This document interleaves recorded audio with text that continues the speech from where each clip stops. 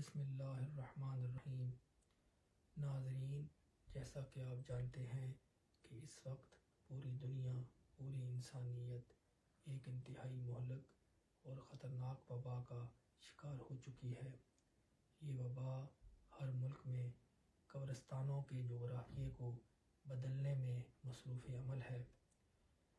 ان حالات کے پیش نظر میں اپنی پاکستانی قوم کو ایک پیغام دینا چاہوں گا کہ اس وقت پاکستان کا ہر فرد پاکستانی شہری ہے۔ اس وقت کوئی مسلم لیگی نہیں، کوئی پیپل پارٹی کا چہرہ نہیں، کوئی تحریک انصاف کا کارکن نہیں۔ اس وقت ہم سب پاکستانی ہیں اور ہم نے پاکستان کو بچانا ہے، پاکستانی قوم کو بچانا ہے۔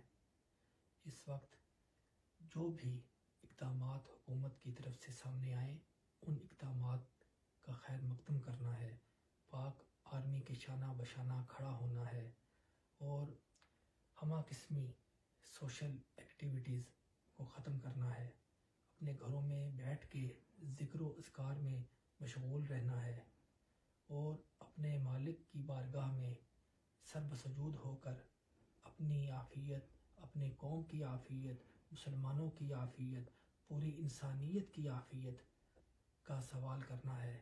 مناجات میں پوری انسانیت کے لیے دعا کرنی ہے۔ ہم نے اس وقت کسی صورت بھی گھبرانا نہیں۔ ہم نے اپنے اعصاب پر کسی قسم کی گھبراہٹ طاری نہیں ہونے دینی۔